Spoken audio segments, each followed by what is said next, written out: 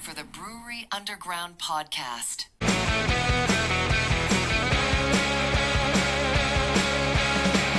In Nashville's heart will rise, craft and brews will meet the skies. Stephen Scott, they lead the way, Brewery Underground night and day. Raise your glass, let's ignite, in this city we unite. Raise your glass, let's ignite, in this city we unite. Hey, here we are, the Brewery Underground podcast. We are returning again for another episode this week. We are in Nashville, Tennessee. I am Steve. You are who again? Scott. You're Scott. That's right. I told you I didn't study. Does it say that on your shirt? No, I don't know. Take a look My at your mom name. wrote it in the.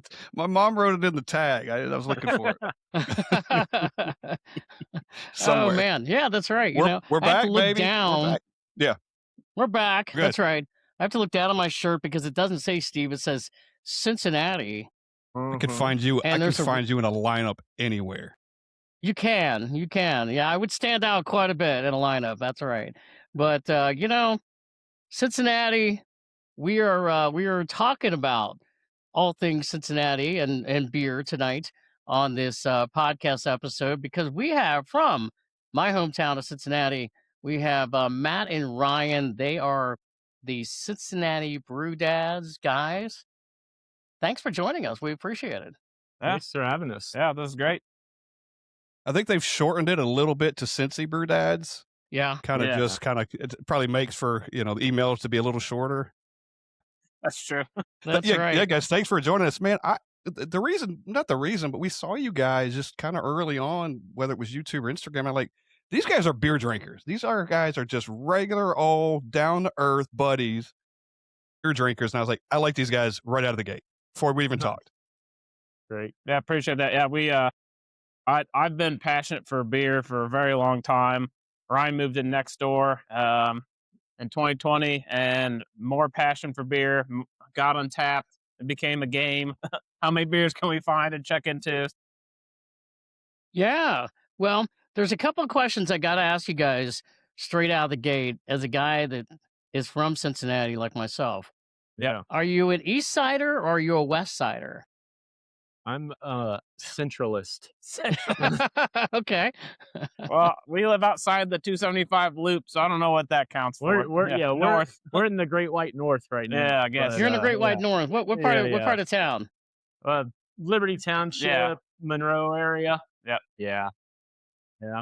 But I grew up in like the Forest Park and Springdale area. Yeah.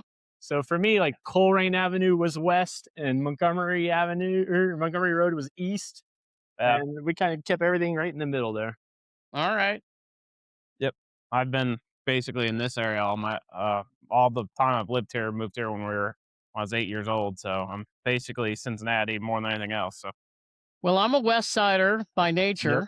Yep. And of course, the next question, because anytime you run into somebody from like Cincinnati, you start asking what side of town. And when we say, well, I'm West Sider. All right, the next question, we're not going to do all this all night, but the High next school. question, high school, that's right. Which high school? Monroe for me. All right. Princeton for me. Oh, Princeton. Yeah. Yeah. I have a really funny story about that. So a couple of years ago when Scott and I were up there and we actually stayed right by Third Eye and we were Mhm. going past Princeton High School and I looked at Scott and I said, here's some random trivia for you that you're not going to care about. But I said, Princeton High School, that's where Carmen Electra went to high school. Yeah, she went there for a year, I think, and then she was at the School of the Creative Performing Arts downtown. Is what I hear. Yeah, There And he you was go. right. I didn't care. He didn't care. No. Nah, just that random thing. Well, I went to Coleraine, so I grew up in Coleraine. And then the third question, I mean, we could go on all night with these, but the third question, probably the most important, Skyline or Gold Star? I knew that was gonna be the Yeah. question. Yeah. For me, it's usually Skyline. I'm not an elitist. Like I don't want to say like if you like Skyline, you can't like Gold Star because they are so similar. I almost think Gold Star's Conies might be better. It might be the hot dog, but Skyline's usually my pick. Yeah, I was Gold Star for a long time with the caveat that I'd eat either, and they really weren't that different. But then I married into a Skyline family, so I really don't eat Gold Star anymore. Yeah. Is that a guilty pleasure, Matt? You're out by yourself one day, and every now you just sneak in somewhere. You're like, you know what? Well, Nobody there's has a to Gold know. Star within walking distance of my office, so I have been known to go there from time to time. So I had to break down about 2 weeks ago and go to the store. I have not been to Cincinnati since December, and I was like, I gotta go. I don't normally go and get like the frozen stuff at the store, but I had to break down and get some. So Yeah. I'll be up there soon to get some. Yeah. Have you guys ever had blue ash chili? I have, yeah. It's been a long time, but yeah, I've had blue ash chili. Blue ash chili is similar. It's good. It's meaty. And also, instead of just doing like all the way up to the 5-way, they have the 6-way where you can add the fried jalapeno caps to it too. If you like a little spice, that's good too. Like, Steve, you haven't taken me there yet. When we get up that way next, we'll go. Yeah, If you're allowed to be seen outside of Skyline. I don't know. that's right. I am. Yeah. Well, I got Scott in the Skyline Chili a few years ago, probably about 8 or 9 years ago when we were rolling on through. And first time he went there, I thought he ain't gonna like it, and I really wasn't convinced he was. And then I knew he was over the last couple of years, but then over the past year or so, he went through Cincinnati with his nephew, and they stopped at Skyline Chili, and they're texting me pictures, and I'm like, wow, you must really like it because you went there without me. I took him. It was a rite of passage for him. Yeah. I took him. He'd never been. I said, like it or not, you're going. And we went. And he said he enjoyed it. I don't know. He said he enjoyed it. Yeah. But I like I it. You can't gotta eat be it in like the- you. you Go got to be ahead, in the go mood ahead. for it. I couldn't eat it all the time, but it is good. Yeah. Oh, definitely. Now, if we're there, and if we're there 4 or 5 days, Steve could eat it all 4 or 5 days that we're there. He doesn't. Well, but if I you're think in he town could. and you Yes, don't get it all the time, sure. Yeah. But I've been known to come to town for about 4 days and have it maybe twice, maybe 3 times or take some home. So, that's just one of the things. Yeah, I had an ex-brother-in-law who, whenever he would come to town, he would get I believe, 6 cheese conies. Wow. And eat them all at a sitting. And I was like, That's too much. yeah. That's a little bit too much. Yeah. Yeah. Save some Yeah, for 2's another about my day. limit. I got So a what are you teenager. guys drinking tonight? We see it looks like you have some Third Eye, is that right? You've got Third Eye, but I've got the Third Eye glass. So this is Valkyrie, a Norwegian IPA from Esoteric. Yeah. Nice. And I have Inner Sight, which is the black walnut brown ale from Third Eye. All right. Delicious. Yes, Nice. mine is good as I'll go well. next. Very good. You may have heard of these guys, Great Lakes. We happen to have them in Tennessee now. Not this particular one, but I have one. The Conway's Irish Ale. I have the stout in the fridge. I got some of those in my fridge right now. So Oh yeah, I would say we just drank one of those yesterday Yeah. for some content. Nice. Some good It's a stuff. good beer. Yeah. Steve, what have you got? Well, I brought the Cincinnati tonight. I am drinking the McCool from Rheingeist right here. That's a good one. That's a good one. Yeah. Yep. Haven't had it yet. Started drinking it a few minutes ago. It is good. And of all the check-ins I have on tap from breweries, Rheingeist is my number one ranked check-in. So yeah. Wow. Wow. Okay. Yeah. He One was- of my favorites up there. He was reading the can before, and I've had it, and it was very good. But it's had notes of coffee, which I did not realize in an Irish Just a red little or bit. an Irish ale. So that's what it said on the can, which I thought was pretty interesting. I don't remember if we picked up the coffee or not. I know we even reviewed that. Yeah, we did an Instagram review. Yeah, of on it, so. Instagram. And I don't remember if we got the coffee. I just remember we enjoyed it. Yeah, it was really good. When I was in Columbus last, I stopped at a tap room, and they had that, and I had that first, and they had another Irish red on tap right next to it, and I had them both side by side, and the McCools blew it out of the water. Yeah, I know we liked it a lot. We put it in the 4s somewhere because Yeah. it was really solid for a red. So Yeah. Nice. So, guys, I even have a note here. I was going to ask you how you guys know each other, and I even have, I picture you guys living on the same street. You literally just told us you live right next door to each other. We're Yep. literally next door to one next door another. neighbors. That's it. That is like I said, kismet. I moved into the neighborhood right before everything got shut down with quarantine. Wow. Okay. And then it was like Mother's Day that year. This huge storm blew through, and our privacy fence literally blew into Matt's yard, just toppled over. We had a boardwalk So, between our yards yeah, for so a we little had a bit. nice boardwalk between our yards at one point. But like the next day or whatever, I told my wife, so we should probably go talk to these new neighbors and just acknowledge the fact that we are aware our fence is laying in their yard. So, and after that, then like we just started talking about, like beer, and then Nerdy things. yeah, And, you couldn't socialize at that Yeah. time unless you're outside. So we would have porch beers, which we continue to this day, and with the wives, and Yep. just kind of our way of once a week, and sometimes twice a week, just getting together, Yeah. having beers. Even when it got cold, we were in his garage with space heaters. So we were pretty diligent about keeping it Yeah. going. When did the actual Cincy Brew Dads form? I know, you had some some get-togethers and stuff, but when did you say we need to do something with this You want to and take that one? create Yeah. something? So we always have a special place in our heart for Listerman Brewing because it was March, I think, of last Pour year. one out. March of last year, we were sitting at Listerman, and Ryan was like, we should probably be filming this. And I was like, all right, let's do it. I went and bought microphones and a stand the next day. And it's like, just felt like one of those things. It's like people will talk about something like that. And I just felt like we just need to do it. So I just started buying stuff, started thinking about names. He's a graphic designer, so he did our logo and everything. And it just kind of blossomed from there. So we started filming in June, and our first post was in July. Yeah. Hell yeah. Yeah. We- We had just started going to breweries like once a month at the Yeah. beginning of that year. So that's why by the time we got to Listerman, and we had some thoughts about where Listerman was at that point. That's Yeah, why we I was did. like- Yeah. I was like, do you think we should be recording this? And he was like, do it. Let's Yeah. go. Yeah. So Well, I have to say that it broke my heart when they closed. I mean, I knew, I'd heard over the last few years when they changed hands that there were some things going on. Yeah. But man, Scott and I mean, some other friends, we have some friends, the Hill Tappers out of Louisville, and they were there. We were all up there in May of last year at Listerman. I mean, probably, I guess, Scott, you and I probably had gone there over the last 10 years or so, every time we'd come up, once or twice a year. And I remember seeing the night that I saw they were going to close the next day. And it was just like one of those, oh my God, are you Yeah. kidding me? No warning. Straight out of the No blue. warning, no warning. And I still have not heard anything about why that happened. Have you guys ever heard as to anything about why it was so abrupt? no, I just I heard don't think so. my No. ownership wanted out basically. Yeah. But Wow. and they had the Chicao day, and then the next day they're like, yeah, we're closed. Yeah. So it was Yeah. very odd. Like they didn't give anyone any Wow. notice. So that kind of put a bad taste in a lot of people's mouths. Yeah. Even by the time we went there, and I had many Listerman beers in the can. That was something we drank on the porch a lot and had a Yeah. great affinity for And several then when we beers went there, Yeah. there were so many red flags, and Yeah. I was like, "What's going on with this place?" Yeah. So we weren't surprised. We were sad, but not surprised. Yeah.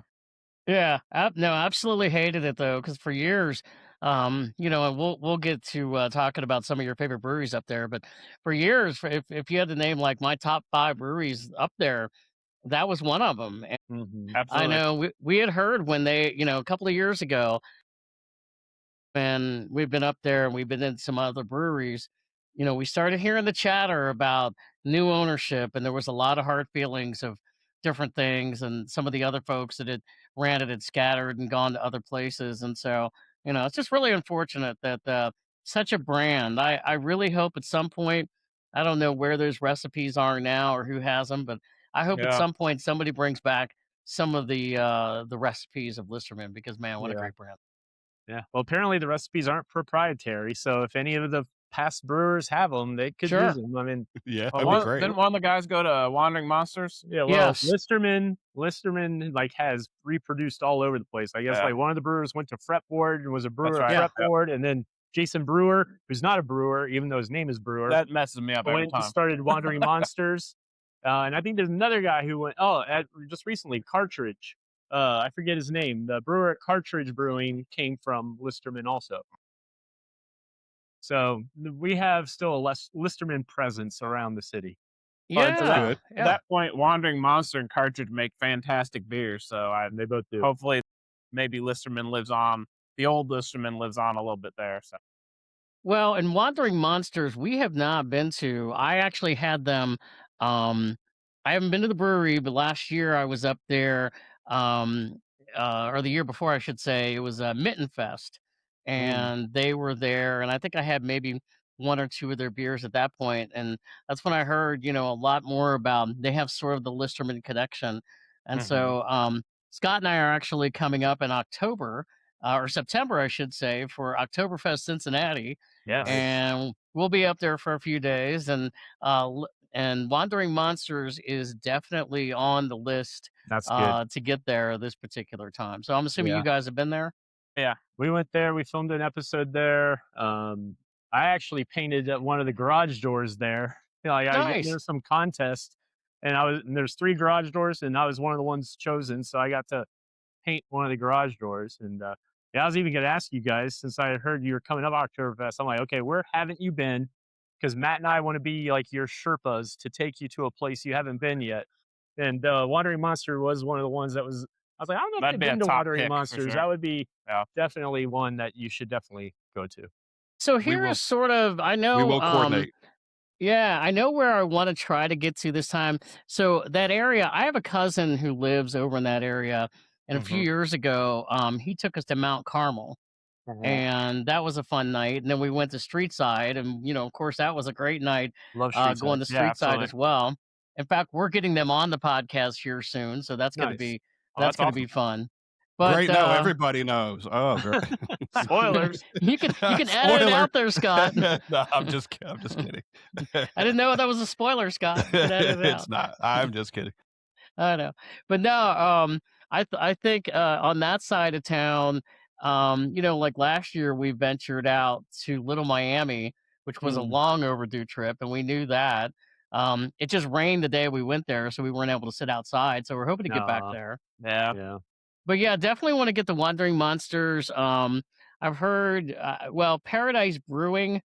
I have Yeah, not we've never been. been there, but it looks Yeah, like quite a place. Like it's like wood paneling, and it looks yeah, old school. But I've heard good things about them. Yeah. I yeah. think also not too far from there, another place we've not been is Deadlow. I was about to say that, yeah. Yeah. And you guys had just checked in the other day, you were checking in, Yeah. the Phoenix, a Mexican lager, which I've had. Yes, yes. Yep. That's up right now. I think it posted yesterday or short It was like or like 2 days 3 or 4 ago. days ago. Yeah. Yeah, Okay. Yep. yeah. Well, we definitely Yeah, want to try more Deadlow stuff. yeah, so I'm hoping to, barrage that area of some breweries that we haven't been to, over there and hopefully get to some of those, and then the other one is, Big Ash. Okay. Yeah, so hopefully Yeah. I've we'll not been to accomplish some Big of that. Ash. Yeah. That's That's a what that's one thing that's been fun about doing this. yeah. Is like it was kind of a reason for us to do it is because we're in this brewery rich environment. And there's so many we still haven't even been to yet. So it's like Yeah. our way of like, okay, which one are we gonna go to this time that we've never been to? So it's like we're like discovering our city as we go as Yeah. well. Yep. Well, and Scott knows this, and like me being from the area, I'll tell him like, okay, so if we're gonna go here, and usually we've tried to stay over in like the Oakley area, which is kind of a center point for things, Yeah. and there's so many like north of where you guys are, and we've hit some of those, but we really want to get at some point. We've gone to Sonder up in Mason, Yeah. Yep. but at some point, and you mentioned Cartridge. Yes, We know where Cartridge is that great. is, but it's so far up. It's just like gotta take some time to figure out how to get to all those at some Yeah. point, So right, Scott? if you stay in Oakley, did you make it to Nine Giant? That's in Pleasant Ridge. So we've been to Nine Giant. We haven't been to the Fermatorium, Well, and that's the that's best another part. one. Yeah. Yeah. Well, it wasn't open a couple of years ago when we went, but that's another one that I think on this particular trip that we want to get to. So yeah, there's going to be a lot hopefully that we're going to accomplish on this trip. Yeah. The fermentorium is great. It's got lots of big experimental beers, more than just Yep. what's on their regular tap list. I was gonna, if you even make it up to Cartridge, if you just go a little further north. Now there's also Depot Brewing in Morrow, Ohio. So there's BC's is nearby and too. BC's Yep. Brewing in Mason is right there also. So there's a few that you could batch those together as well pretty easily. Well, we keep adding days every time we go, so this is just another. I swear, guys, it went from a long like Memorial Day weekend to like I don't know, what did we say, 10 days last time between Cincinnati, Cleveland, Columbus, kind of back through Louisville. I mean, it was 8, 9, 10 days in the last time we went up there. So we keep adding days. It'll be a month sometime soon. Yeah, yeah. Sounds like a great month. I think Yeah. if you obviously when people are talking about that area, because it is so spread out, so the tri-state as they call it, if you're looking at that, so from like north of Kentucky all the way up to where you're talking about, like north of town, Mason and all that, I think we probably have been to about 40 breweries, which is probably about half. That's respectable. Yeah, for sure. yeah. Yeah. It's to always kind of, we can't get them all, save some for another trip, right? We're going to go, and he Yeah. goes more often, but we go back, hey, let's save something else. And we have our staples that we like to go to, but here's, next time we'll go a little further out, or we're going this direction, or we're going this area that we haven't been to. And we just keep checking boxes. Yeah, that's great. Even Northern Kentucky has two of our favorites, like Fabled and Wooden Cask. Yep. Like you can't go wrong with either one of those. And of course, Braxton's there too, and Braxton Barrel House. So there's a few other options also in that area. But Wooden Cask and Fabled, like we've discovered those since we've started this channel, and they're way up our list already. Yeah, we went to Fabled last year on the way into town. Hit there. We actually probably would have stayed there a little bit longer, but the day we were coming up, we were going to a Reds game, and they moved it up like an hour and a half because it was going to rain. And so we got in town. I mean, we were coming in town that day, and then we went to Fabled, and it was like an hour, and then we had to get the heck out of there because we had to get downtown, to go to the ballpark. But Man, an hour yeah, is not long enough. yeah, been to Wooden Cask a couple times. We didn't go there last year because we ended up going. Scott got introduced. I've been there a couple times. Have you guys been to Darkness over in Newport? Not been to Darkness, and we also have not yet been to the West 6 Tap House. That's right there too. Yeah, we went there. Yep, went there too. It's right within walking distance of Braxton over there in Covington. Great spot. They call it Covington House, I think. It's really nice. Yeah. Yes. Spot. Yeah. You got a lot of stuff to look forward to. Yeah. You guys drink beers on porches. Whose porch do we find you in today? And then do you alternate? And you just kind of like, hey, we're over here tonight, or we're over here tonight. How does that work? When we film, we're typically filming on his porch. Yeah, this is Ryan's porch. But this is my porch. Yeah. Is it just the aesthetic?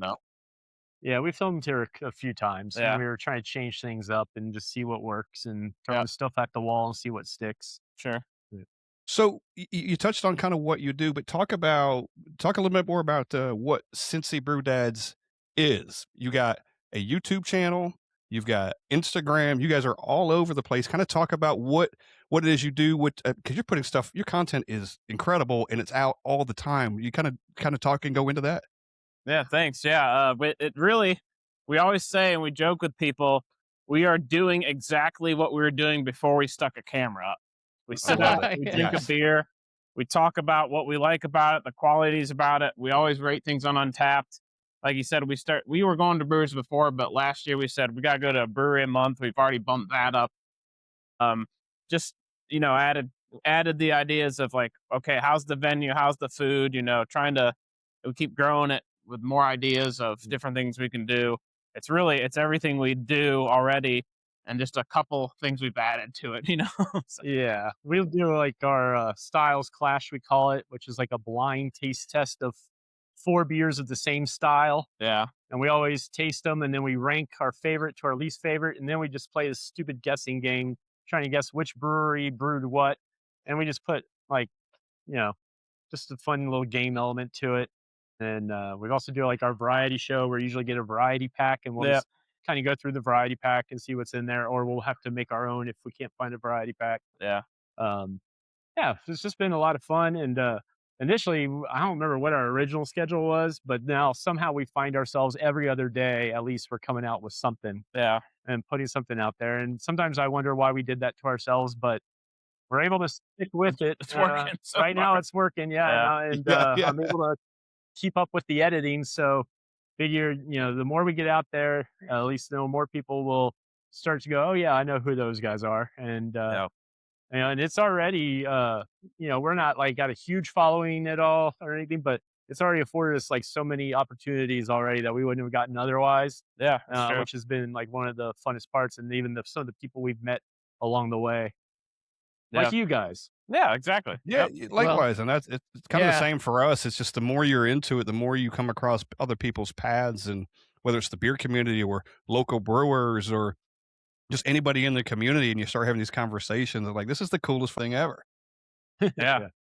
Yeah, it's Yeah. it's a fun community of people for sure. So We've met a lot of great people with the beer community along the way, and like I said, I mentioned our friends Tom and Brad, the Hill Tappers, and 2 years ago they came through Nashville, and they had I guess listened to the podcast, and they were messaging us about, hey, can you guys recommend a couple of breweries if we're coming down here? And we're like, yeah. And then they're like, hey, would you guys want to meet up? And we did. And then after that, they're like brothers to us, man. I yeah. mean, they've come up to Cincy when we've, the last couple of years when we've gone to, a couple of breweries. We went to Tailspin a couple of weeks ago, about a month ago. Well, by the time we're getting this out, but it was back in early March that we went to Tailspin and hung out with them for a couple of, day or two. So it's just been a lot of fun, as you said, just meeting a lot of fun folks in the beer community. Yeah. We always talked that we want to, eventually travel. And I was like, well, we know two guys in Nashville. So, That's right. and I'm all about eating some hot chicken and drinking some Oh beer. So, yeah, I, There you you already go. said you like some spicy stuff, so I know exactly where I'm going to bring you. yeah. Nashville is one of my favorite cities south. We honeymooned there. I've been there probably half a dozen times or better. I've not done a brewery experience down there yet, so that's definitely a worthwhile adventure. So I know you It's guys good. say you met as neighbors, but like individually, how many years were you drinking craft beer? And really, what for the both of you got you into drinking craft beer? that's a great question. Yeah. I gotta think now. I didn't study. I'm Uh, trying to think. I was actually It's- late to the beer game. Like I even was late to drinking in general. I think I had my first, like, started having my first alcoholic beverages at like 25, and it wasn't even until a few years after that where like I started drinking beer, and starting to figure out what I started liking. And I remember like Magic Hat Number 9 was one of the first ones where I was like, oh, this doesn't taste like the other beers. Like there's yeah, something yeah. different about this. So that kind of opened my perspective. And then locally, like when I started going to Sonder, that's kind of what broke, like busted open the entire like local craft beer scene to me. And I remember like even when I first met him, I was like, "You've been to Sonder? Have you gone to Sonder?" Like always bringing up Sonder a lot. yeah. But since then, it's just expanded my love of so many different styles and so many different breweries and all that. So I will not disclose what age I was when I started drinking. But it was all garbage beer back then. I didn't drink it for the pleasure of it. Um, my first beer that really opened my eyes to quality beer was a Stella. I had a Okay, Stella, yeah. Wow. yeah, and I was like, okay, wow, this is pretty good. And so just kind of from there, just a little bit something new, just started expanding from there. That was probably my mid 20s, probably similar to you in that respect. Hmm. Um, I liked a lot of maltier stuff at first. That when he moved in, is the reason I got into IPAs. Yeah. I'd never really liked them before, but we started milkshake IPAs and then New Englands and hazies and stuff like that. So definitely broadened my horizons since then. But Yeah, I had to kind of usher him into IPAs. yeah, And I was like, all the IPAs aren't what you're saying. Like, you have to know what type of IPA you're getting." yeah, And we started getting, and then since then, it's like one of his favorite styles. absolutely. So, Yeah. It's amazing when you start going down that path, how one thing leads to another, and you meet a guy, and there's a crossover, and let me introduce you to this thing, and something you didn't think you liked, and then all of a sudden you found the one thing, you found the one that you liked, and now let me experiment or explore this Yeah. genre, right? And that's kind of all of our journeys, and I'm still doing that and still discovering new things, and it's such a great Yeah. thing because it's so wide open, you know? yeah. Mhm.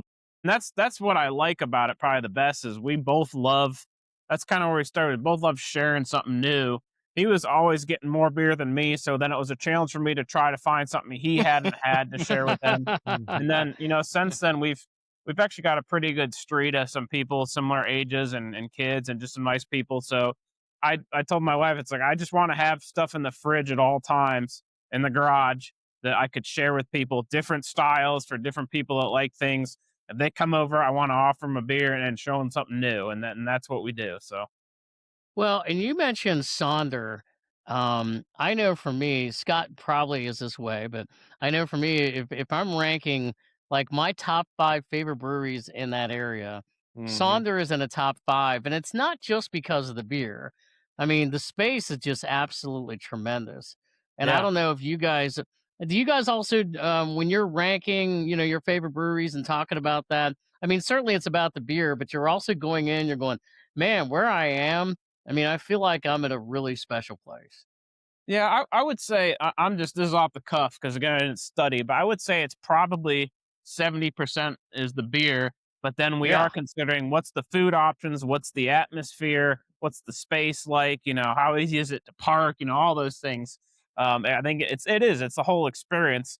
Mostly the beer for us as beer lovers, but I think that Mhm. there are the other pieces that go into it for sure. So Yeah, I think I could forgive a bad space or a below average space if the beer and the food is still good. yeah, But there are places that where you go in, either inside or outside, and if it's impressive, you're like, wow, this like I think like yeah, you guys have been to Northern Row, right? When you go into Northern Row, you're like, this place is just beautiful. And like yeah. it's amazing. You feel like you're in some historical old tap room and it's yeah, really, really cool.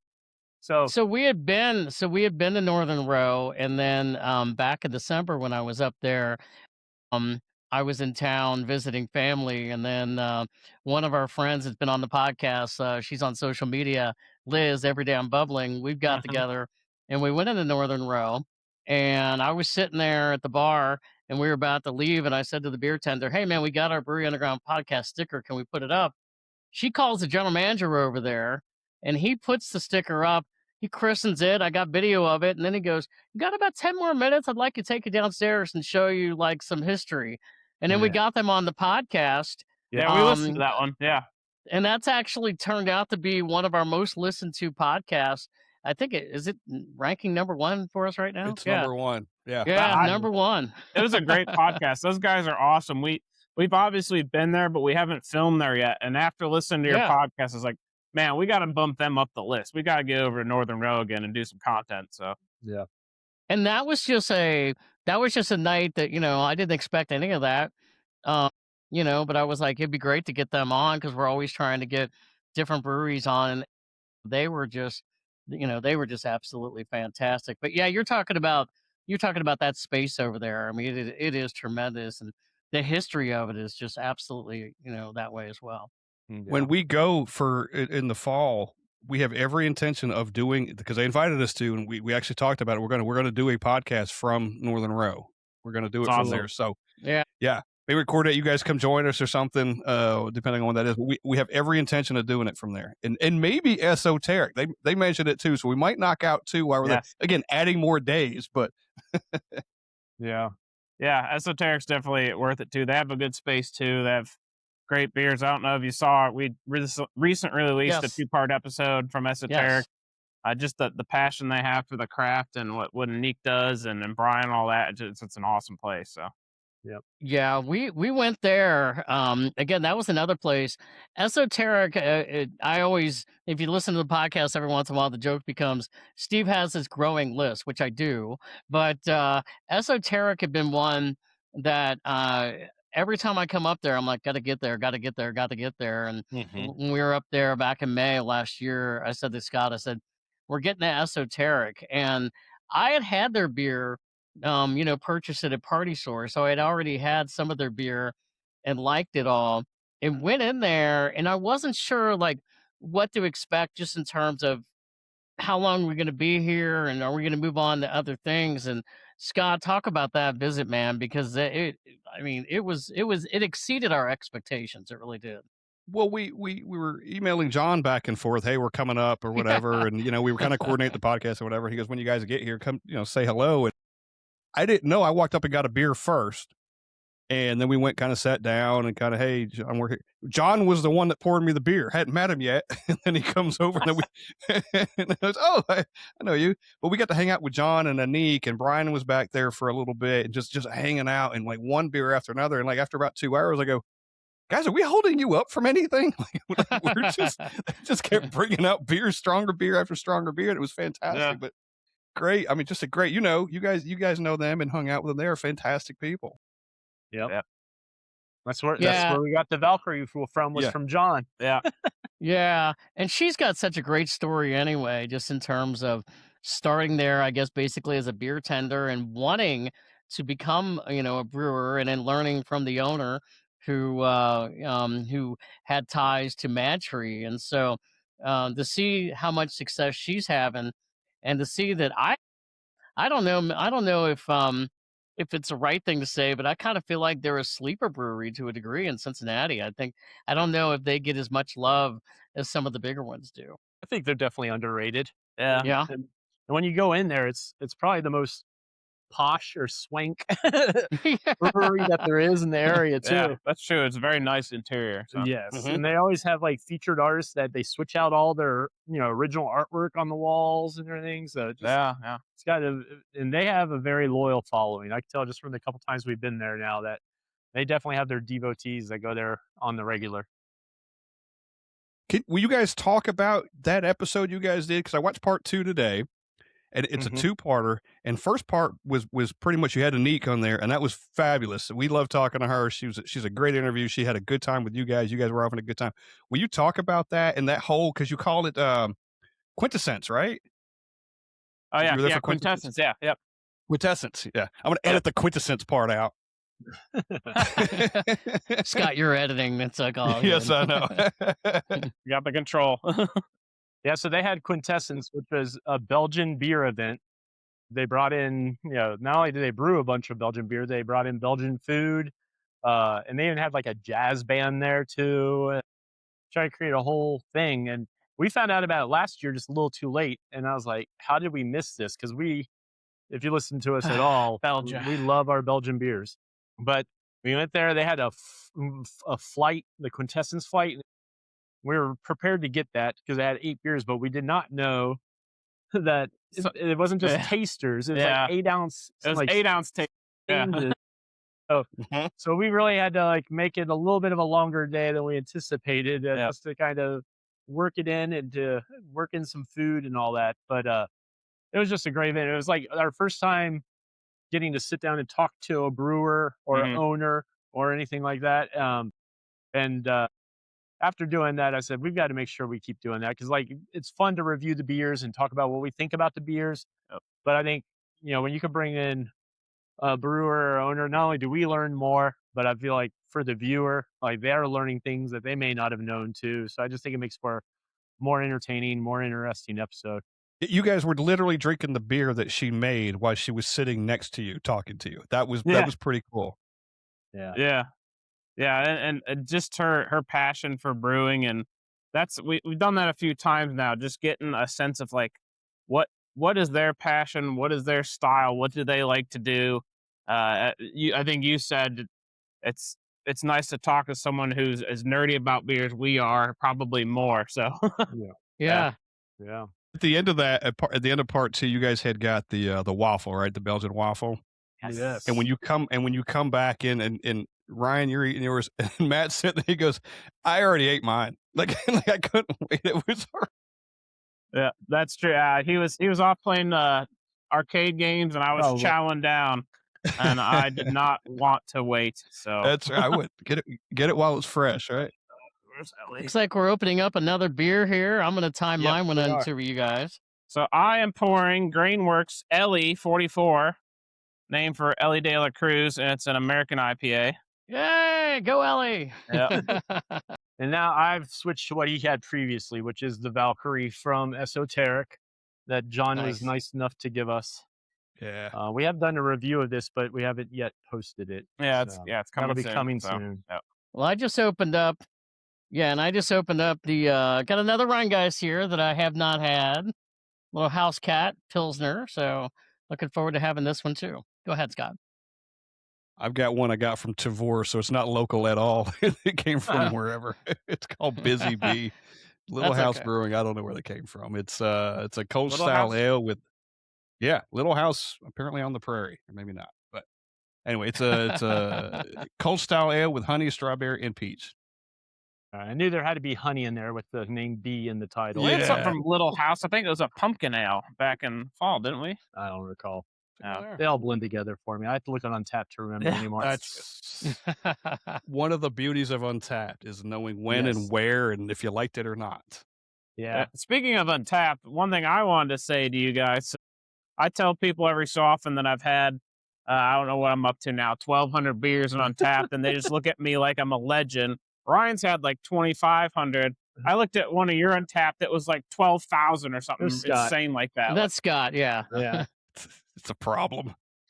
Yeah. It's a I feel like problem. a mere peon in the beer world now. So. It's we had a guy on that he's approaching 50,000 uniques. He's already past 50,000 Wow. overall. Yeah.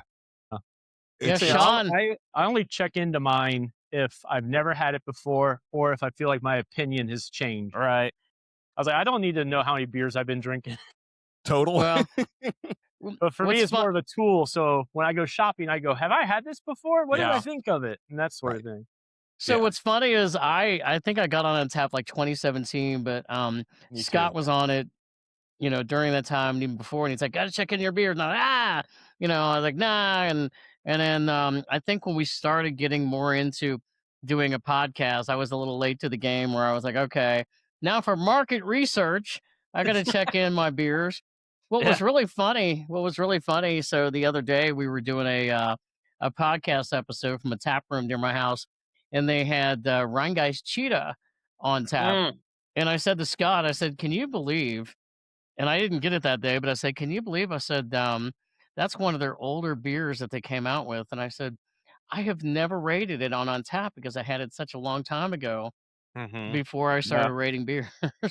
Actually, Cheetah's probably one of my favorite just straight lagers from Yeah. the area. I think it's so good. Yeah. Whenever I look on Untapped and I see your check-ins, appreciate it because I was like, oh, these guys get it. They understand what the proper rating for a beer is. There's some people we follow, they're like 4.5, 4.7. Like all the beers aren't that good. Right. They're like, I was like, these guys kind of understand like what the range is for a quality beer and versus like a fabulous gotta have it again beer. Yeah, and for us was talking to and not that we gave everything like crappy ratings just because we didn't like the style, but the more we've talked to brewers, the more I realize there's somebody on the other side of this thing too. So, if you boil it down and hey, just rate to style. If you just rate to the style of nothing else, you'll do okay, right? You'll give it a fair rating. It's just the ones that we've had this conversation 100 times. If you don't like the style and you give it a crappy rating, it's not the brewer's fault. It's your fault. Yeah. Kind of Yeah. thing. So So, we always love having this conversation though. So like based on your rankings, like where is your line of demarcation where if you're checking it in, like I'll say for example for me, if I'm checking in a beer and it's like less than 3.50 then I'm gonna rate it in. I've got to the point where I probably just check it in and I don't rate it anymore and because I don't want to give the brewery a bad rating. And so I'm just like, oh, I'll just check it in. And Scott will laugh at me. He goes, "You didn't like that beer, did you?" I'm like, well, it may not have been for me, but I don't want to crap on it, necessarily. I just know from me, and it's how you use maybe the Untapped app. I use it from a more of myself and going, I'm just not probably going to drink it again, and that's okay. But I'm not trying to crap on the brewery.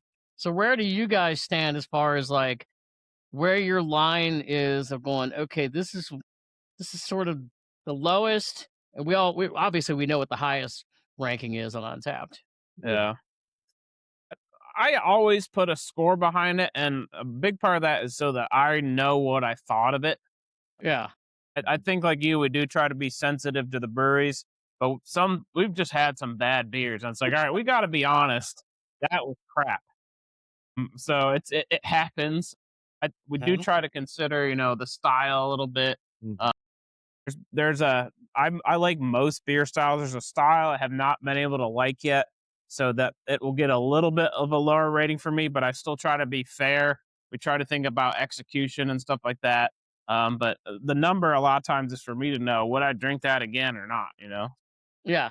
Yeah, I've always used just like a 3 as like an average beer. So like if it's a 3, like I told him early on, I was like, that's like like just like a domestic beer that you would drink is a 3. So anything else is like above that. Now like 3.5, you're getting into good territory, and then once you get 4 and above, and then we started early on calling it 4 Club when we started this. Yeah. Like anything in the 4 Club is like you can go back to it anytime and you're gonna be happy. Yep. Yes. That's upper echelon right there, 4 and above. Yeah, I agree totally. Yeah. And Yeah, the last and if you guys, I don't know if you guys have noticed, but anytime you guys do a check-in and I toast it, it's because you put it in the 4 Club. That's my way. I have of, not Oh, really. okay. Okay. Yeah. You got Okay. Thanks for letting us No, know. no. I have to gotta be go back. selective about what I'm toasting. I can't be toasting everything. Yeah. I understand. Before and I've tried in the last few years, really kind of to what I was saying earlier, appreciating things more. I'm liking styles more, certain styles I like better. I'm trying to give up. Like I used to save a 4 for like exclusive. Oh God, I don't know if this deserves a 4. Now it's a lot of them deserve a 4. You can go 4 and above, and be good. You don't have to give them a 5, but 4 should. I'm giving more 4s than I ever have before because they deserve it. Yeah. I think we've experienced that same thing. I think through this, like I've even deepened my appreciation to just simple traditional styles. Sure. We have so many brewers. We used to go for like, what's the outrageous weird thing that you can't get anywhere else? Usually it came from street side or something like that. But now it's like even just like the traditional styles you get at Wooden Cask or Northern Row. Like we've had some where like this has got to go in the 4 Club for this style. Like it's executed so well and it just deserves it. So, Well, and to that point, I think we learned too some along the way that while we love the IPAs, they're easier to make, easier to fudge. Some of those classic styles, there's no hiding behind right. dumping in more fruit or whatever it is, So that it gave us more of an appreciation for a very well executed lager and a very well executed amber or red or whatever it is. So Well, Then and I you're love gonna, telling you're this. gonna love. Yeah. Sorry, real quick, Steve. You're gonna love the box we sent today because it's got two. It's the two. What we just talked about. The two opposite ends of the spectrum. You've got 2 Zools in there with some heavy adjuncts, right? And then I gave you two. I gave him 2 Stoke Houses, a Pilsner, and I think it's a pub ale or a lager and a pub ale. Nice. So 2 traditional, which the brewer we love here, and then the Zool stuff. So you're gonna get both are good, but they're going to be 2 opposite ends of the spectrum. So you're going to get some of that and experience both of them. Looking forward to all of them. can't wait. Yeah. Yeah, I just checked in that Zool last night. It's got to given me a couple days prior, the PB&J ones where it was the PB&J cherry, and I did rate it high. Now on those anymore, I get them and I go, they're coming in a 16-ounce can, and it's good. I'd probably rather have it more on a flight or something like that than in a 16-ounce can. I'm not going to take it negative down or anything like that. But real quick, going back to what you were talking about, cleaner beers. The story I like to tell was when Scott and I, we went to, if you're familiar with Hop and Frog. Yes. Yeah. And they do, they do a lot of different beers way out there, like different pastry stouts and everything else. And we went through there last year. We were only there for like an hour and a half because we were on our way. And I got in a flight and I had got a couple of those. And then on the flight, I got in their Pilsner and I looked at Scott and I said, of everything on this flight, I think I like the Pilsner the best. And he had to get it too. Wow. And then when we had him on, we were about to leave and I said, no. And when we got them on, I think they I don't think they were taken aback by it. I think they were pleasantly pleased by the fact that, hey, you know what? We're glad that you guys also do clean beers. While we appreciate the other stuff you're doing, you also can do a good clean Pilsner. And I really like that too. I love breweries that are doing that because, as you guys say, they're not hiding anything and they know how to produce overall good beer no matter what it is. Absolutely. Yep. Yep. And Northern Row and as you said, Wooden Cask earlier are kind of 2 that just really do the standard stuff super, super well. So Have you guys, by the way, we were talking about the PB&J beers. Have you seen, because Scott and I have had this discussion a little bit. We have not really seen the trend of PB&J beers in too many parts of the country. Have you seen any breweries up there in the Cincinnati area producing any of those? Well, the reason why I saw that Zool had it and I asked you guys, like, hey, can you send us one? Is because when our first brewery trip was to Fabled, and they have the Wicked Witch, Huh? which Yeah. is a peanut butter jelly, and we were both blown away by it. And then for our Halloween special, we had gone to Fabled because they did 6 variants of it, and we reviewed all 6 of the variants for our Halloween special. Yeah. But I still have 1 can of the PB&J grape in my fridge. So I was like, we got to get a hand at Zool, and we're going to do a little head-to-head competition and just to see, because we have already in our minds that we're going to have a few episodes where we take 2 beers that are just so very similar, and then we just see which one we like better. So that's our kind of our plan. Drink 'em So blind. but the one we had at Fabled, like, I think I can still remember how I felt when I first drank that beer. I was like, this is a liquid peanut butter and jelly sandwich. I don't know how I'm tasting the Wonder Bread, but I taste the Wonder Bread too. Yeah. It was great. It was a magical moment. I've never had a beer like that. I think we were in love as soon as we drank that beer. So You'll be impressed with the Zool too. I'm not gonna say it's better. I'm just saying you'll be impressed because it's got those same things. I was talking to the owner the other day because I went to the mixtape day, and he goes, "You won't believe this." He goes, "That the one I sent, the grape, it's still the same exact original recipe. Like they haven't tweaked it since day one. It's still the same exact thing, and it's the same thing you just said. It's like it hits you, and you're like, I know where I was when I had it for the first time. yeah, exactly. Yeah. I love it when you have like a certain beer that, like, it kind of the opposite of what we were just talking about, like, is not traditional at all. And it kind of opens your mind, like, oh, this is beer. This is what beer can be, or they can do this with beer. Yeah. And those are the ones you kind of remember because they're just so unique. Yeah. Yep. I'm curious to know how quick, because I know your specials you've done. We've done stuff like the thing at Esoteric and even Bachfest, we want to talk about too. But you guys turned those around pretty quickly because I know it's kind of timely and stuff. Are most of your videos that way? Are you turning them around pretty quickly, or kind of what's your time frame turning those things around? Yeah, we try. So for Bachfest especially, we knew we were going to do a really fast turnaround because we wanted it to be posted when it was kind of relevant still. Yeah. I would say most stuff, it's inside of a month from filming it to posting it. A lot of times less than that. We have to shift the schedule around sometimes, or, something pops up and we're like, oh, we got to post this sooner. Like, but yeah, lately we've actually been operating with less margin than we typically do. Yeah, that's true. Like, there was a time where he had to take a lengthy trip to California. I said, dude, we need to get out in front and start getting content and just have a We're that way. stockpile. I said, because we need not only to cover when you're gone, but we need to be able to have like some of the time when you're back covered too. Yeah. So like right now I feel like I'm like, oh, like we don't have very much, but we do. We're probably good through the end of this month already. Yeah. We just did a trip to Narrow Pack, so I have to edit that. We got to talk to Chad Powers, who's the owner and the head brewer there. So that was cool. And like I said, we just did a styles class yesterday that I have to edit. And typically week and a half, 2 weeks or so is about right for those longer ones. And it's probably no secret if you pay attention to our apparel. When we do a porch beer, when we sit down to film, we probably film 4 at least porch beers. Yeah.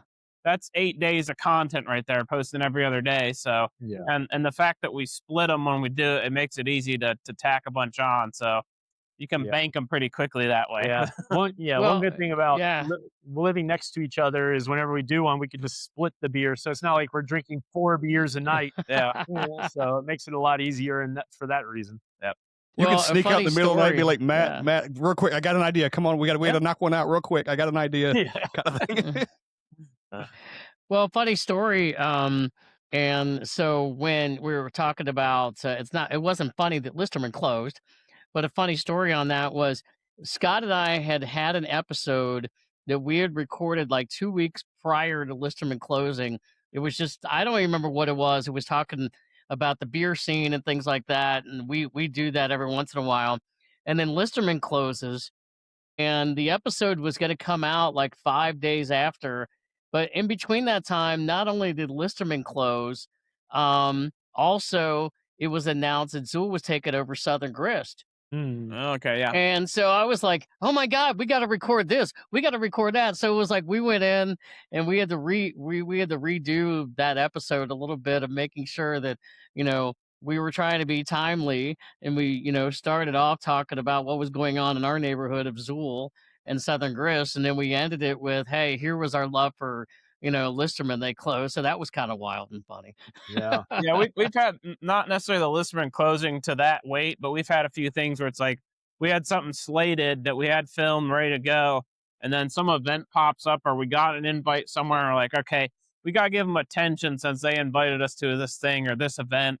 We got to post that sooner. So we definitely shift the schedule around a lot as needed. So, Yep. Have you guys been a little surprised? I don't know how much if you have been at these breweries or not, but a couple of them that closed. I was really sad that Bad Tom Smith closed because Scott and I have been there a couple of times, and I don't know if you all had been there. Really loved that place. I was a little, I was a little surprised.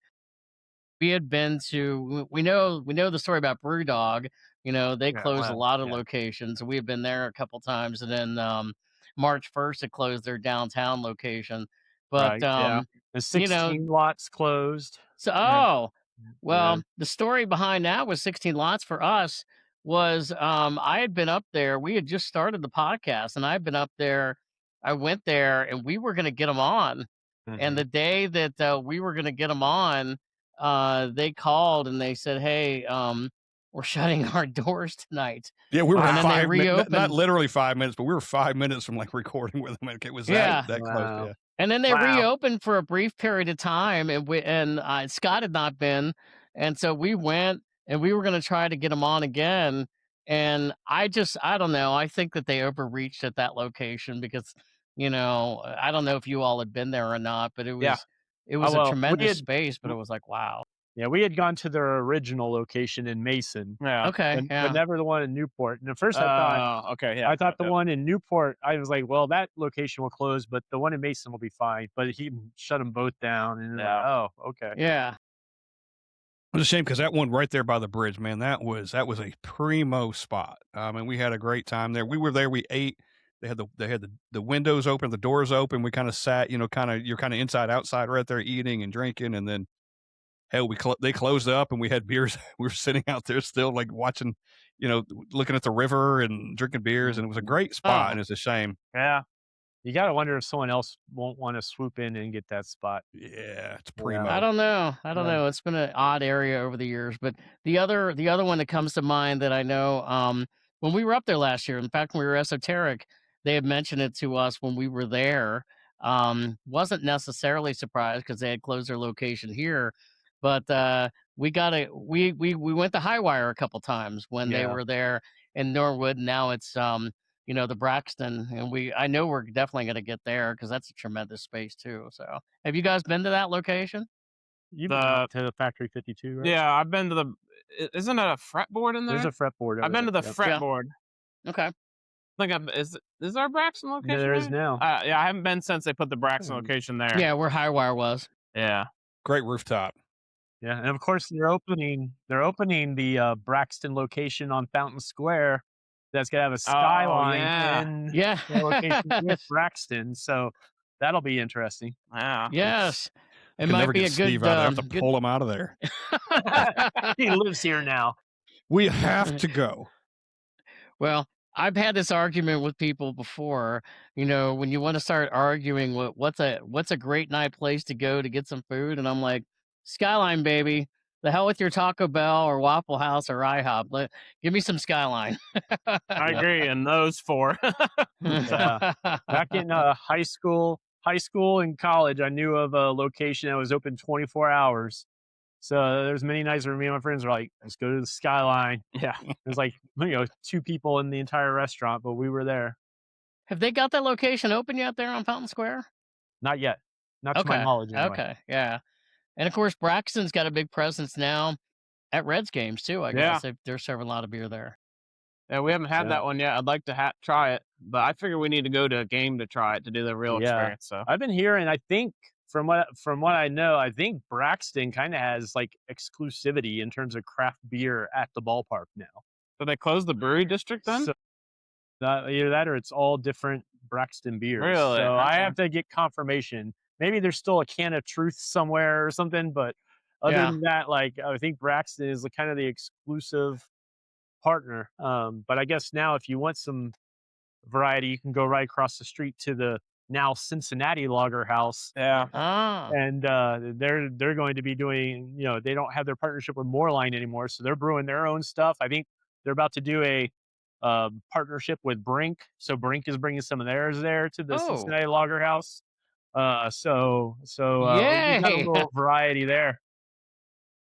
I don't remember exactly what the details were, but there's something where they're actually going to be brewing with the Lager House there. So I don't know if that means there'll be the only one or if there'll be still like a mixture. My thought was like, if you're going to Cincinnati Lager House, you should just represent Cincinnati and let it be kind of like a place where people who are visiting the city can try a little of everything. It's just like highlight all these great breweries we have. Yeah. The proximity to the ballpark, you can't get any better. I mean, we loved going over there and literally just walk across the street to the ballpark. I mean, It doesn't get any better than that. So the time we went, you mentioned the Reds game. It was 3 years ago, maybe. Yeah. We went to a game in April, and it was memorable because it was like the only day in April that it snowed, and we were freezing. We made it through like 5 or 6 innings and said, let's go to Moreline, get food and beer, and watch the rest of the game there, and that's what we did. So Yeah. Hey, when you guys do your porch beers and your porch beer reviews, how do you pick the beer? Is it just, hey, let's pull this out of the refrigerator, we're going to do this one tonight? Or do you kind of jump around from style to style to make sure you got a variety of stuff? Or is there a rhyme or reason to it? We try to mix up both the styles and the breweries. yeah. And we kind of always try to give first love to Cincinnati, but like we're not going to stop drinking a good beer just because of geography.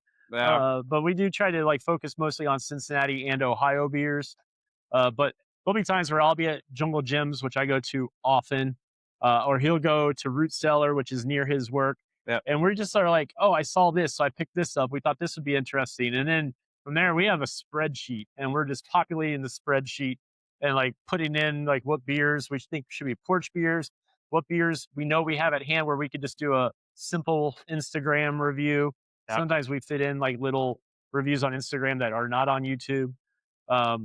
It's just really like what sounds good or what would be of interest to people. Yeah, and we do try to go a little seasonal with it.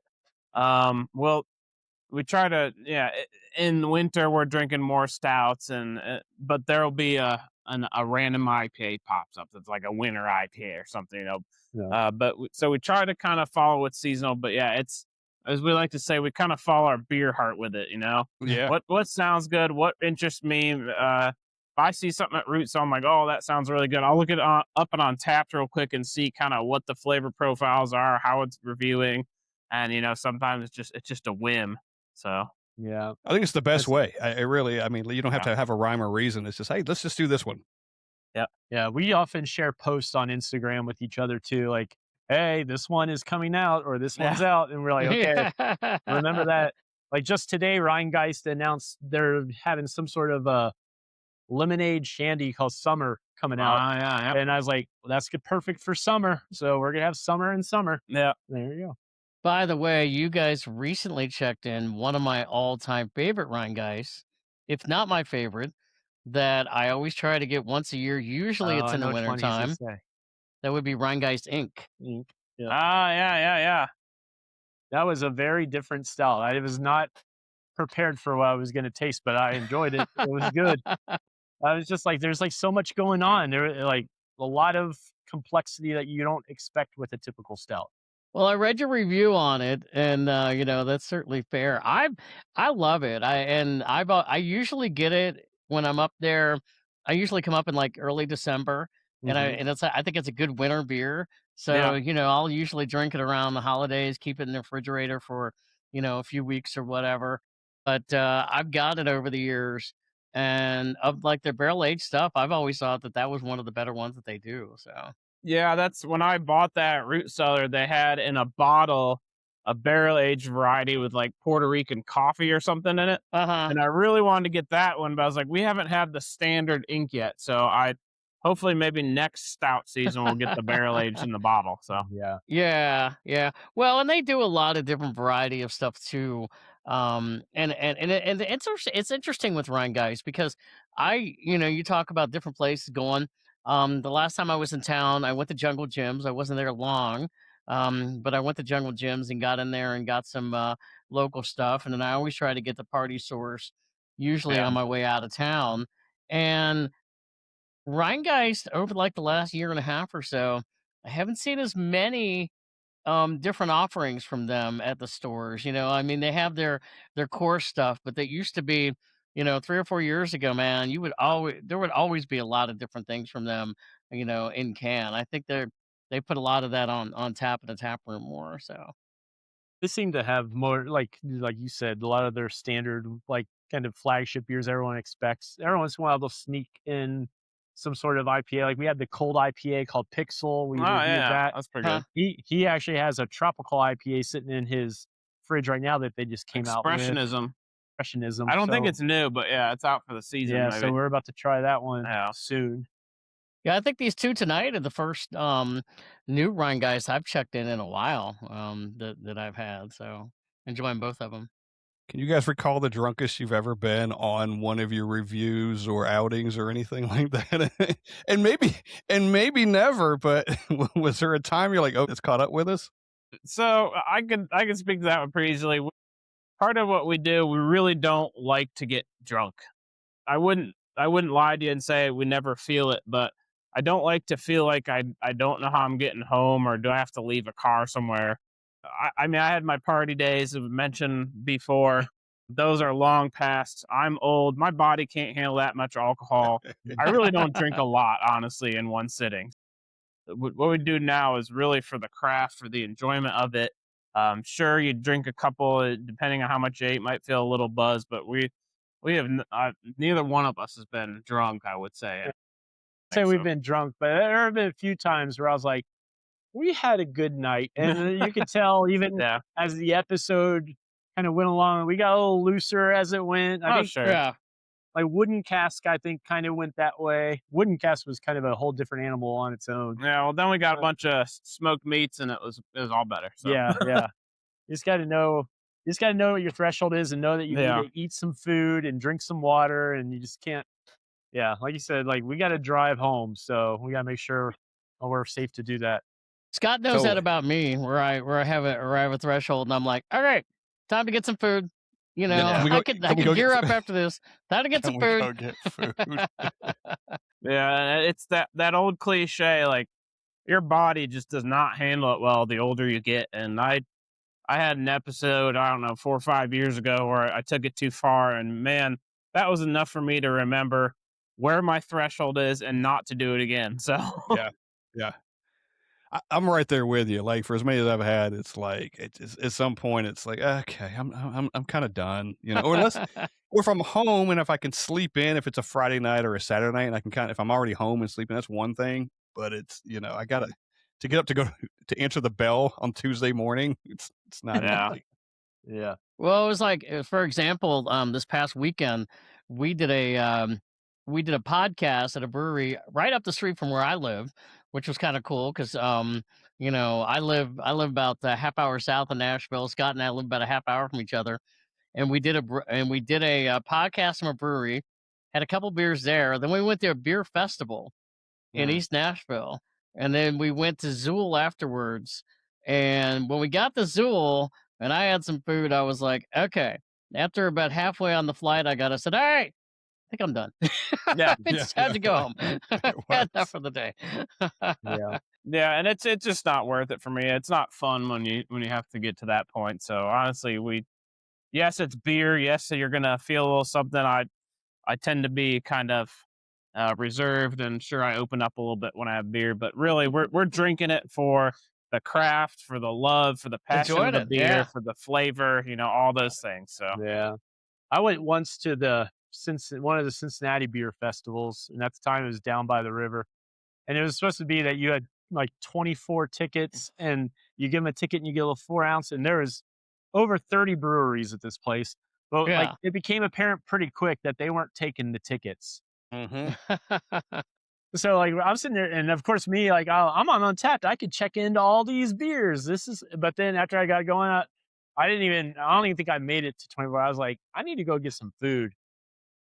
Me and my friends and everything, we were like, you got to go. And now, like, I think about that so differently now. Like, there's still lots of beer festivals and things that come up. Yeah. But like, is the beer festival to show off something and to like show the craft? Or is it just an excuse for like lots of drinking and silent disco and whatever else?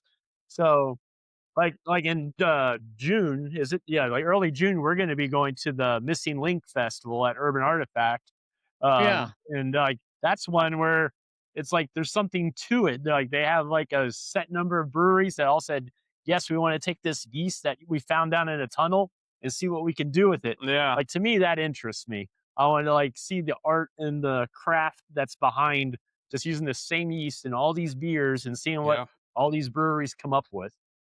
Yeah, even you mentioned earlier Bachfest. Even Bachfest felt a little too much to me. Like it was about just drinking as much as you could, and I mean, you're gonna have that anywhere you go. So I'm not trying to judge too much, but it was a lot. That day in Bachfest was a lot for me. You know?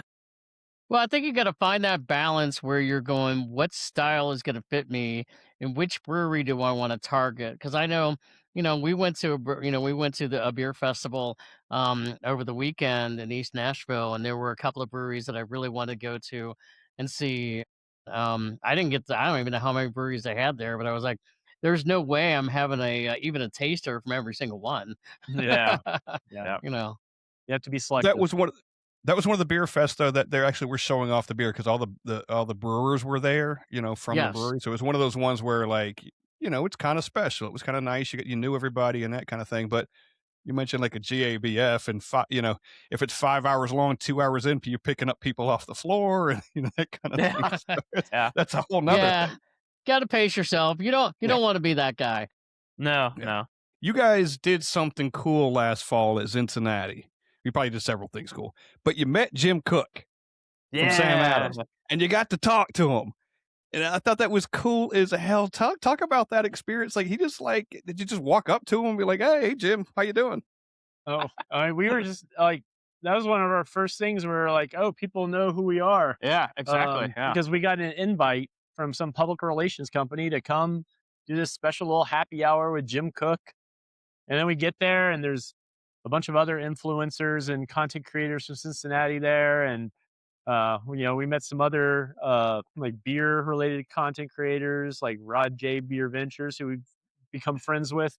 And like, so there's just like a little bit of Q&A. And then afterwards, he just made himself available where each content creator kind of come up and just talk to him a little bit. And we just learned that he really loves his Boston lager. That's it. He's a simple man.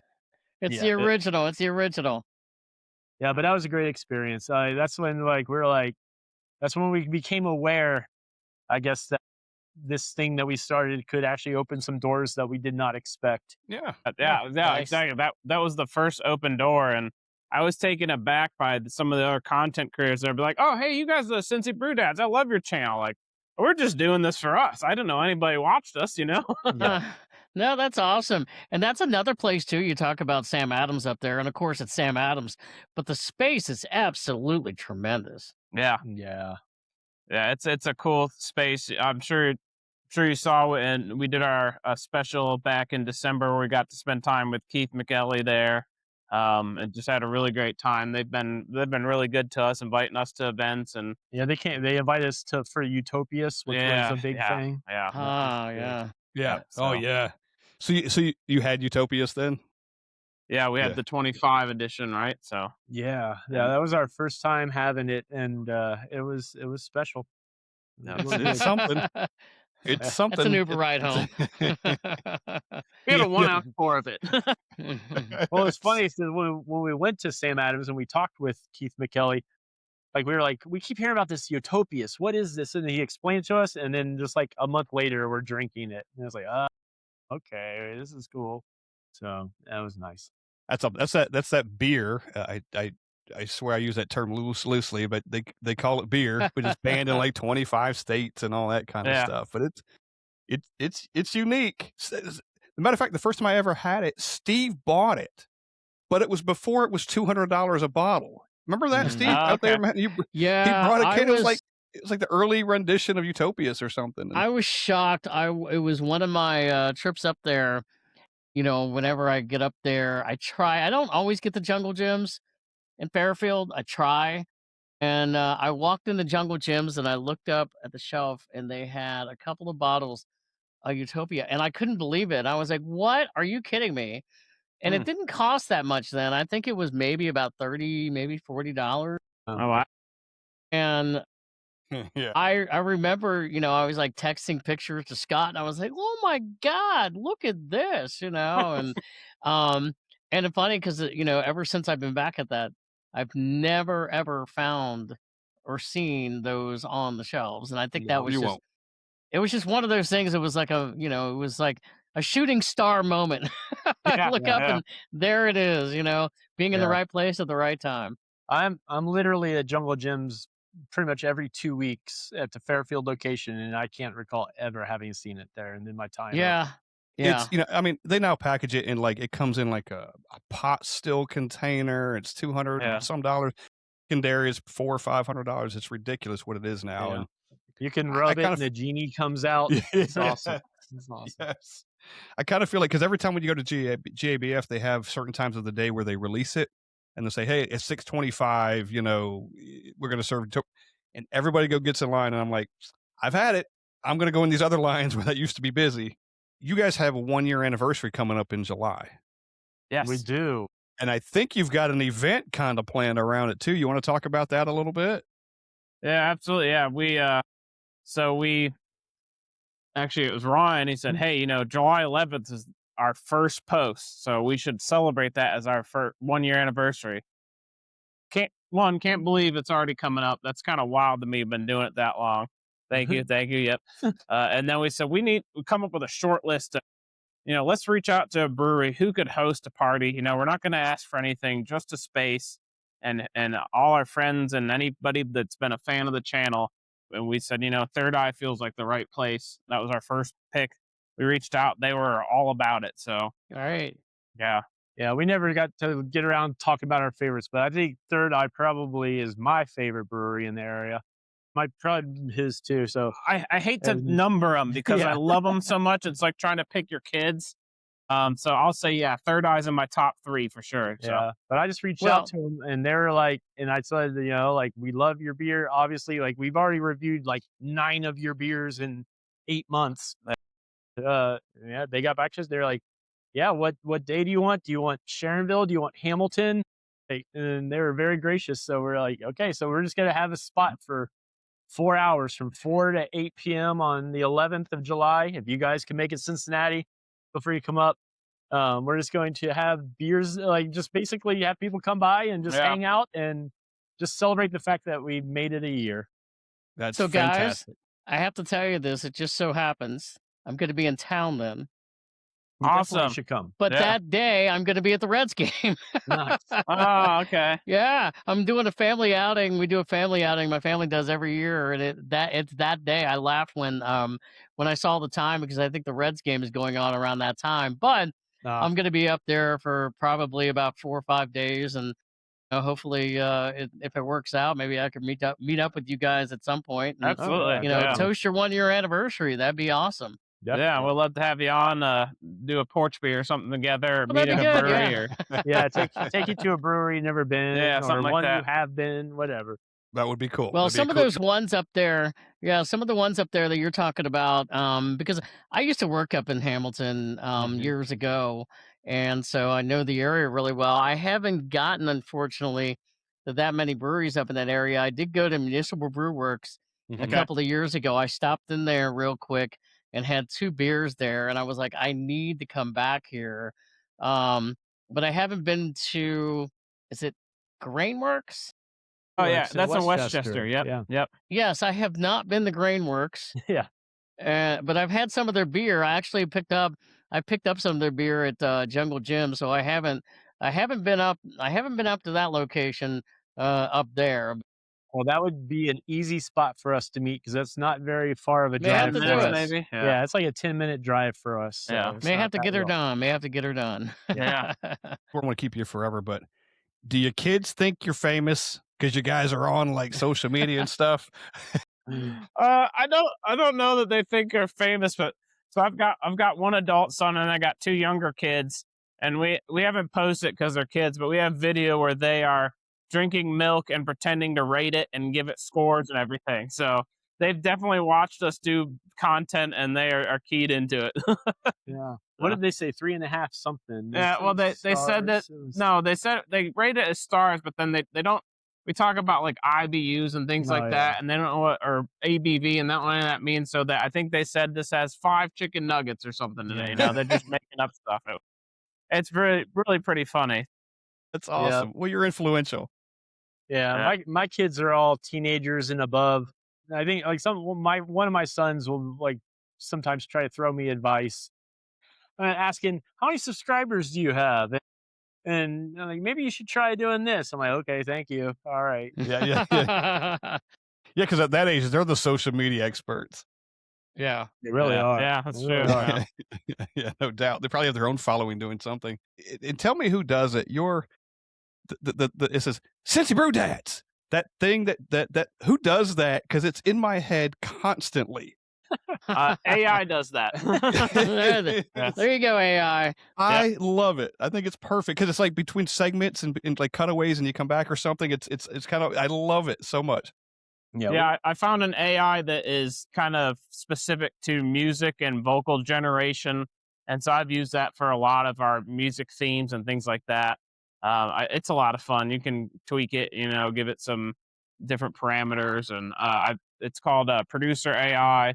And I've also used 11 Labs, which does some more of the vocal stuff here too. So yeah, we got lucky with the Cincy Brew Dad thing though. I feel like he's like, how's this sound? I'm like, that's perfect. Yeah, it's great. When I listen to something or watch something, and I'll walk around like I'm saying it in my head, like it just hangs around. It's very catchy.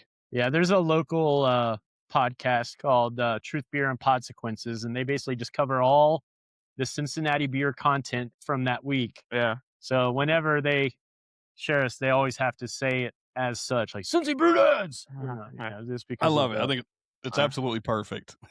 and we've had a lot of fun. Definitely learned a lot of different things.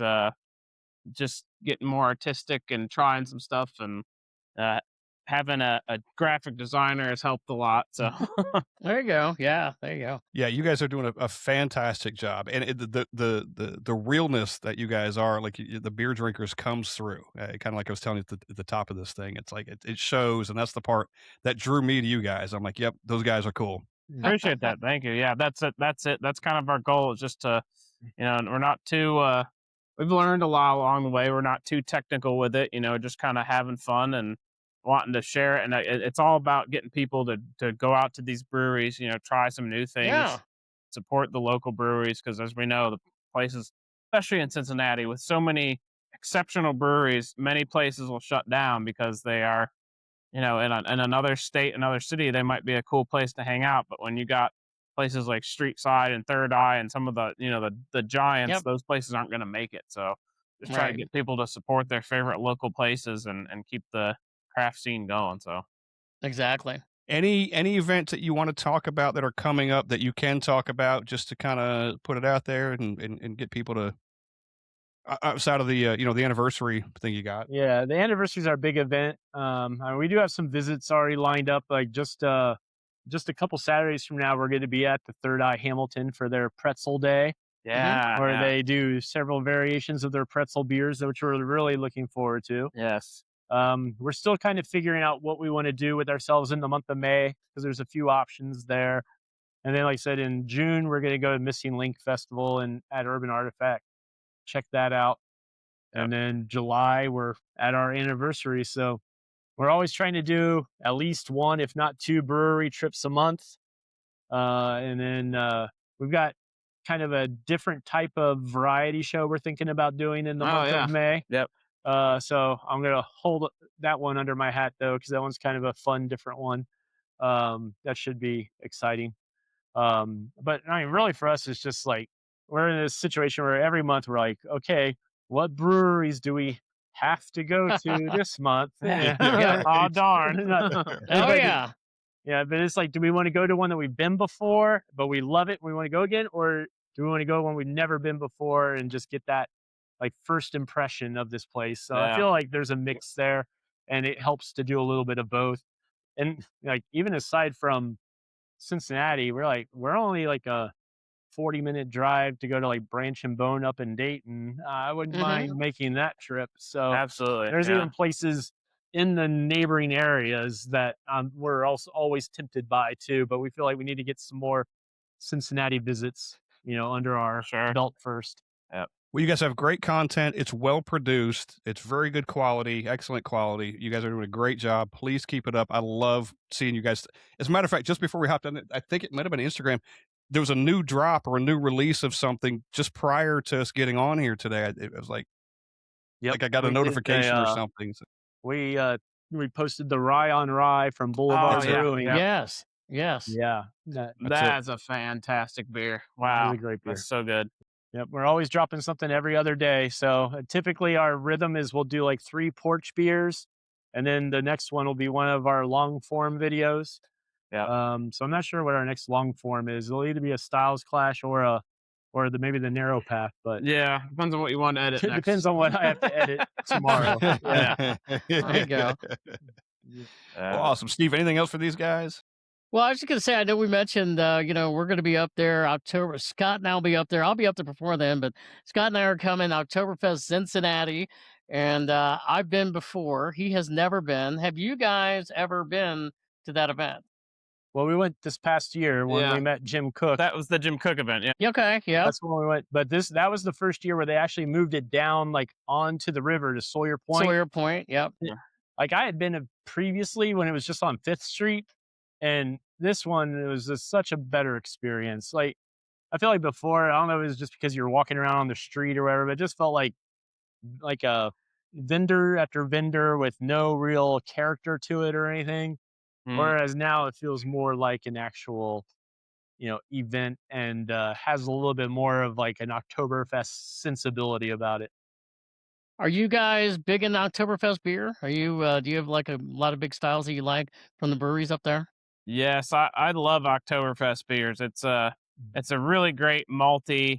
It's one where we really drink seasonal. You get out and the weather starts cooling down. You sit out around a bonfire.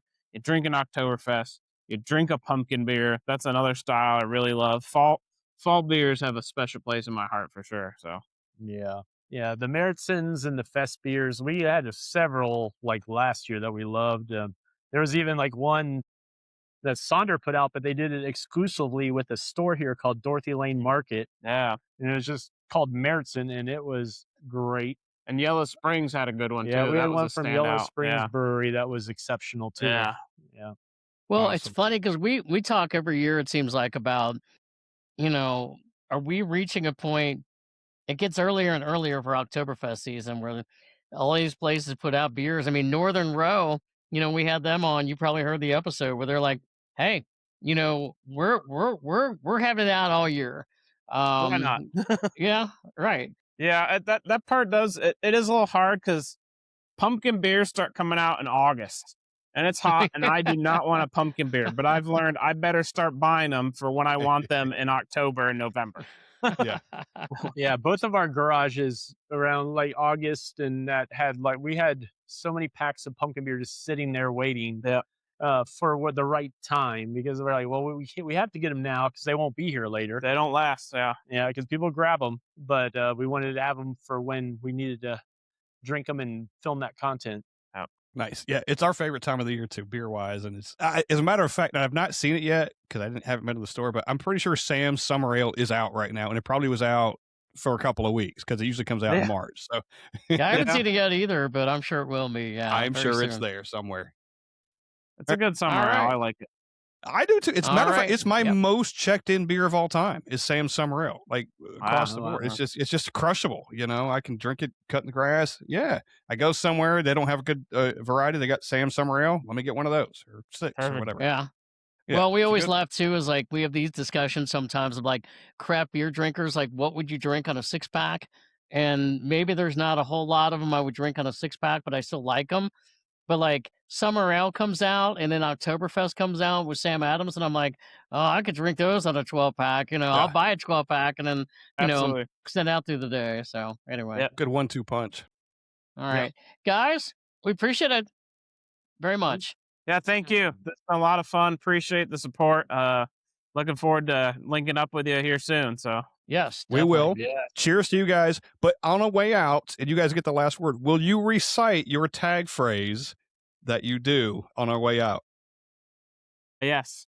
Open porch, open minds, open gullets. Cheers, guys. Cheers. Cheers. Perfect. Cheers. Brewery Cheers, Underground boys. Podcast.